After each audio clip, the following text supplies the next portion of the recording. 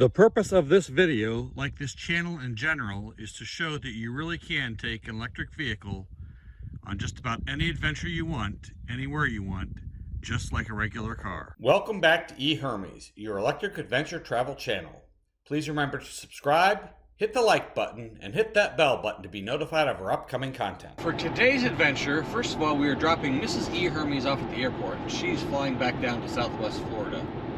So when she gets off the plane, if she gets on Interstate 75 for an exit, she'll be almost as far south as Interstate 75 goes. It actually goes down over to Miami, but it cuts right past Naples and Marco Island. It cuts due east. So that's about as far south as it goes. I, on the other hand, am going as far north as it goes, up to Sault Ste. Michigan and the Canadian border. We're going to go see the sights up there and maybe even do some winter camping in the very cold weather. The temperature up there last night I think was 17 below zero. It is supposed to warm up a little bit when I get there. I think the high today is going to be about 3 or 4 degrees Fahrenheit. The low tonight about 5 below. And I think tomorrow's going to warm up into the 20s. So let's see what we can do up there and see if we can survive the cold. We are just about wrapped up at the Maumee, Ohio Supercharger, near just outside Toledo, where we're going to start heading north up Route 23 here. 75 kind of goes around up through Detroit. We're going to avoid that, so we're going to go up 23 and then join 75 outside Flint. We're next Supercharger. Well, there is one near Ann Arbor, but it's pretty far off the highway, so we're going to go all the way to the Bay City Supercharger. So that did require us to sit here for a fair amount of time because we're skipping that other one. It's 10% stated charge. We'd get there now if I left right now. It's pretty windy out of the north, so we're going to wait till that gets up to about 15%, and then we will head off for Bay City, Michigan. So the car says there's enough charge to continue the trip. It said that when it was at 13% stated charge arrival at Bay City.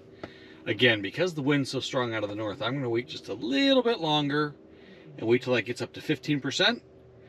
And so I'll be unplugging here in a few moments and on my way. So as you might recall, the car expected me to arrive in Bay City with 13% battery. I held on for 15%.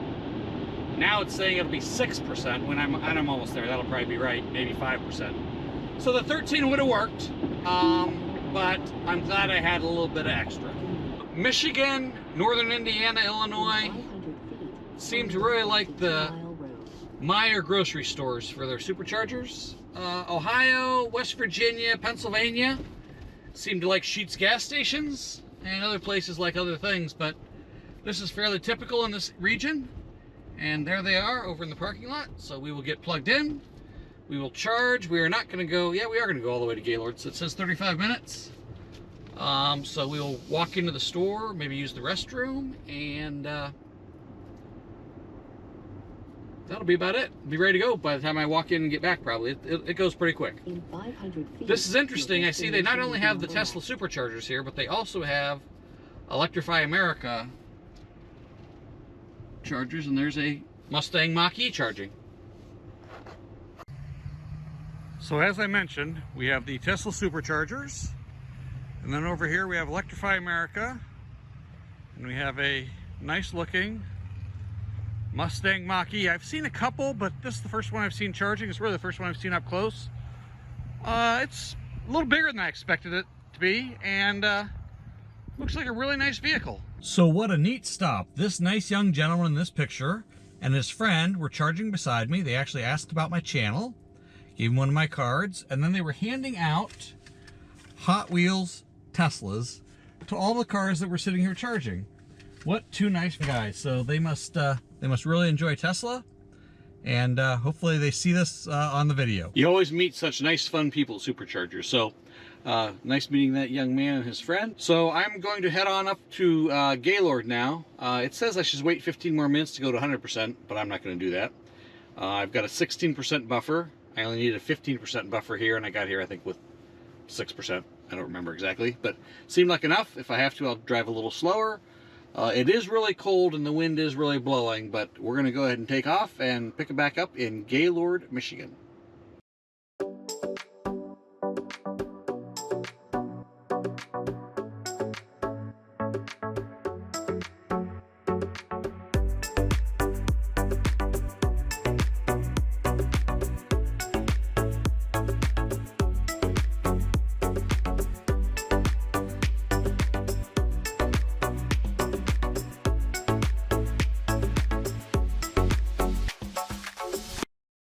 We are stopping at the Gaylord, Michigan supercharger. We are going to supercharge here in Gaylord. We're still about 60 miles from the Mackinac Bridge. This is also where we're staying for the night. But I think after I charge and eat, I'm going to run up to the bridge and get some video of that with the lights on in the dark. See how that comes out. And then come back and charge again.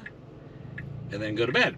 And the reason I want to charge again when I come back is, as cold as it is currently 9 degrees. Wind chill's probably, I don't know, 10 below or so. You want to charge when the battery's warmer. It charges faster that way. If I wait until morning after it's sat all night, it will not charge very fast at all. So we want to have it topped off tonight before we go to bed. But this will work. There's a Buffalo Wild Wings right here on the other end of the parking lot. So we will certainly walk up there while we're charging and have something to eat, because we're going to drive somewhere. We're not going to have anything to drink tonight, except for some Diet Pop. And I see once again, it is a dual-use station with, I believe, Electrify America and the Tesla superchargers all right together. I guess once the spacing works out for one company, it kind of works out for everybody. So let's pull in here. Let's see if we can see those. Oh, there are nice green ones. And then our red ones, and we will get in here and get charging.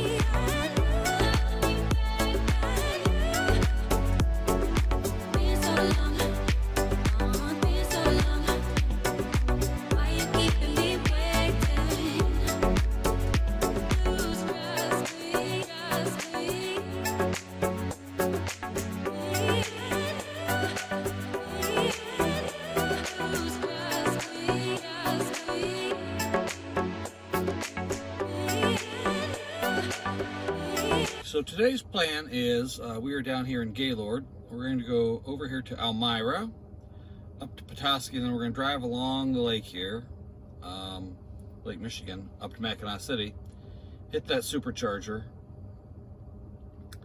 Then we're going to go up to Sault Ste. Marie. I didn't really need to charge this morning. I charged late last night, right before I went to the hotel, because the battery was warm. I got up to 90-some%. It was 90% this morning, even though it was 0 degrees last night. Actually, it was -5 when I was charging it. Got up to 0. Now it's 1 degree, so that's something. And this is why we do it at night before we go to the hotel, because I've been here for about, I don't know, maybe 5 minutes, and I have not added any mileage to the car yet, because all it's trying to do is heat the battery up enough that it can take the electricity. So we're not going to stay here much longer. The main reason I came here, I didn't really need to charge.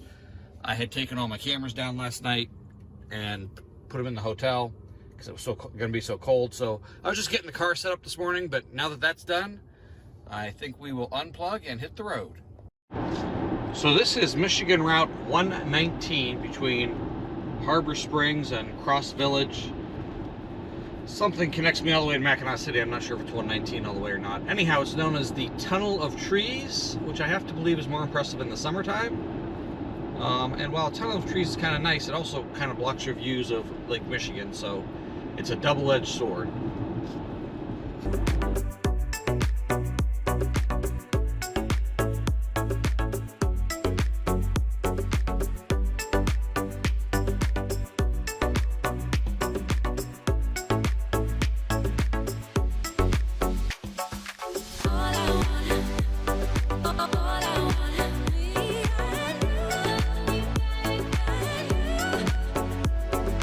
I do not have winter tires on here at all. I don't believe this road has even been plowed. I think it's just been driven on.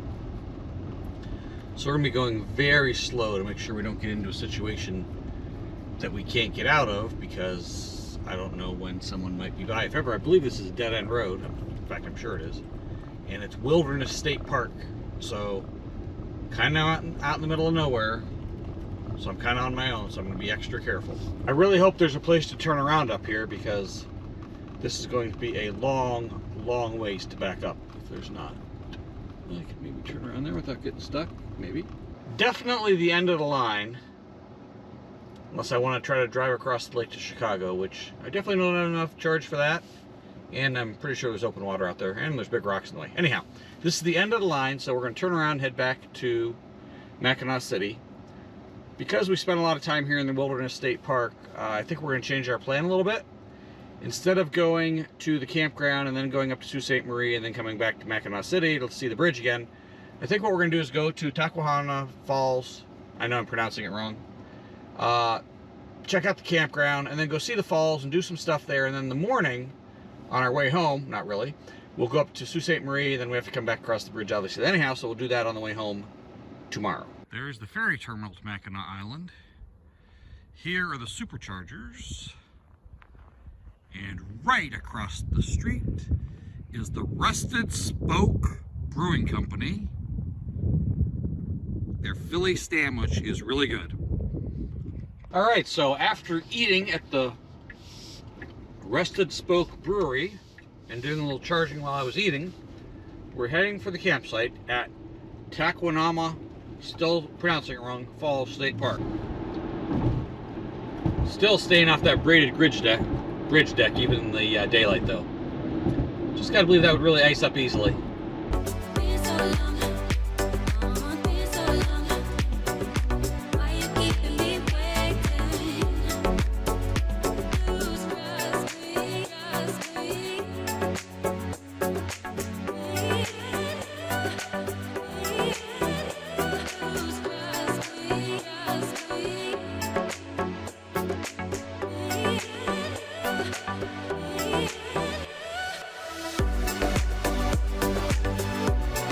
On your right, or kind of straight ahead, is Whitefish Bay.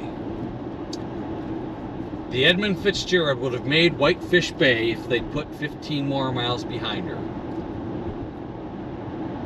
as the song says. So here we are at Tahquamenon Falls State Park Campground. Got a little bit of snow here. As you can see, I have 12% to get back to Mackinac City. Sault Ste. Marie is actually even closer, but I won't need that because I should have, well, I do have a 50 amp connection here. Let's see if it's working. First thing we have to do is make sure in the off season like this that they still have the power on back here. Should, paid for it, but wouldn't terribly surprise me if they didn't. That's why I want to check this while we have a lot of power, enough to get back to where we need to get to if we need to get somewhere. Now for the moment of truth. Oh, well, I saw a little orange there, but looks good.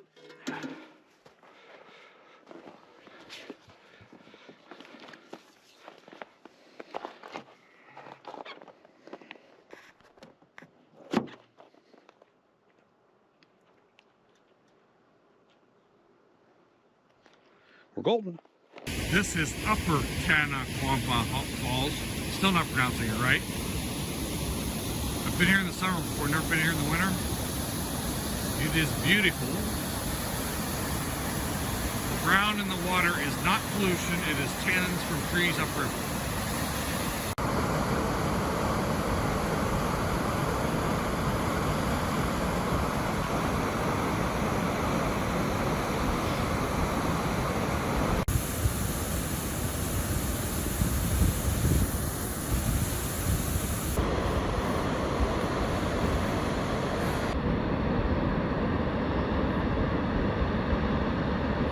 We're heading back to the campsite. We do have a small problem.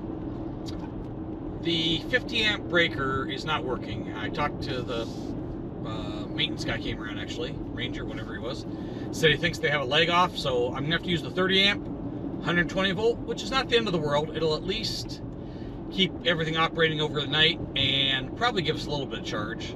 And then we will go back to Sault Ste. Marie. Well, we'll go to Sault Ste. Marie in the morning after maybe I go on a hike and go to the supercharger and get it charged up and then head for home. Here I am in my bed for the night. Got shorts on, got a t-shirt. In the wintertime it seems a little colder. I had it set for 72, but that seemed a little chilly, so I set it up to 75. I might turn it down through the night. We're charging. We're in camp mode. We should have a full charge in the morning. Have the lights on. I can turn this radio back on when I'm done talking here, and we'll see you in the morning. I did have to turn the heat down to 72 because it was way too hot in here. I think they need a winter scene for the camp mode as well. Not only are we keeping the car warm, listening to the radio, having whatever lights on we want, we are also charging the drone battery, charging the drone controller, charging my phone, and charging a flashlight and batteries for the GoPros. So we're doing all that and still adding range all night long. Well, actually not all night long, because I only have it set to 90%, and that'll be in about 4 hours. So the rest of the day will just be keeping us warm.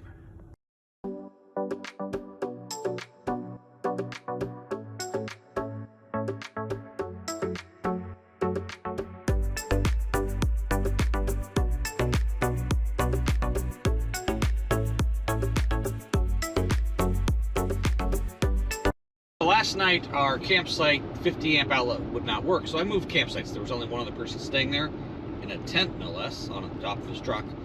So we got a full charge, and I'm headed now to Point Iroquois Lighthouse along Whitefish Bay off Lake Superior. Then we'll go to Sault Ste. Marie.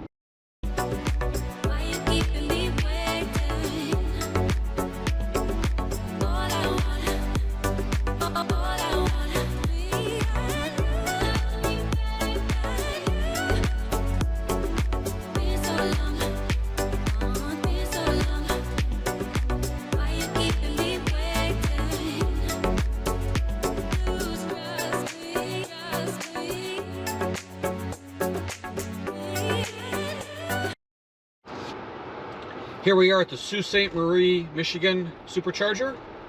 You can see that, again, they've combined the Tesla superchargers with, I don't know who these are. They're not EV America. They are Meyer's own electric vehicle parking. Don't understand that exactly, but okay. These look like they're 350 kW superchargers. We left the Sault Ste. Marie, Michigan supercharger. It says I can go all the way to Gaylord with 4% to spare, but I'm going to stop in Mackinac City and charge just for a little bit. I did forget about the Gaylord supercharger, so to go Mackinac City, then Gaylord, then Bay City, then I think Ann Arbor, then Maumee, and then that may get us home.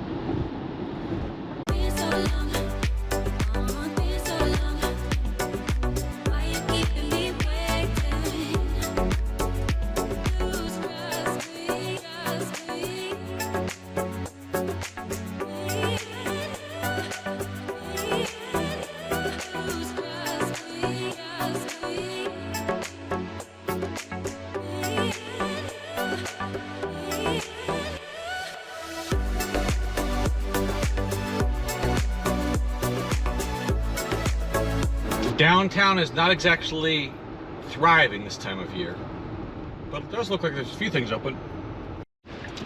Look where we are, back at the Meyer's store in Gaylord, Michigan. We've charged here twice now. On this trip, this will be the third time. The one was just a little top off after I ran up to the Mackinac Bridge.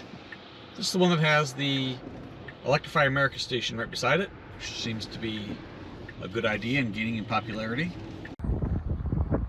Spotted in the wild at the Gaylord, Michigan Electrify America station, which is right beside the Tesla supercharger station. So that was pretty neat seeing the Ford Lightning there charging. There's also a Mach-E charging at the same station. We're going to start building more stations. We're going to sell all these electric vehicles. Tesla's kind of done their thing, and I know they're talking about opening their network up. As a Tesla owner and a Ford reservation holder, I have mixed feelings about it, to say the least. It'll be great when I need it. It'll be not so great when I'm waiting because they're full. Electrifying America needs to get on the stick. There was a stretch of road where it was freezing rain and the road was icy, and I seemed to be the only one that noticed. And people were going crazy past me, so I got off and went on regular roads for a while. I'm now pulling into Bay City supercharger because I'm a little behind schedule and I understand the roads are bad at home where I'm going. I'm going to try to expedite this as best I can, so I'm only going to charge long enough here to give me enough buffer to get to Ann Arbor. Then I'll go to Ann Arbor, down to Maumee, then Maumee to, they say Brooklyn, which I'm not sure where that one is actually, just west of Cleveland, and then I'll be home. So now I am at the Tesla supercharger in Bay City, Michigan, that also has Electrify America by it. And what do we have here? Oh, Rivian R1T. Oh yeah. Not sure if you can see it on the screen, but I want to go to the Ann Arbor supercharger because that's the next one in line. I could skip the one outside Flint. I don't really want to go, it's pretty far off the highway. But there's a wait there, so it's full and there's people waiting. So I don't want to do that either. So I'm going to go to the one in Flint, then skip that one and go to the one in Maumee, Ohio. It's a little bit unfortunate. So I did not go to the one just outside Maumee. There's actually a fairly new one on the service plaza on the turnpike just east of Toledo. I went to that one, finished my charge, and drove the rest of the way home. If you enjoyed this video, please hit the like button. As always, please subscribe and hit the bell button to be notified of our upcoming content.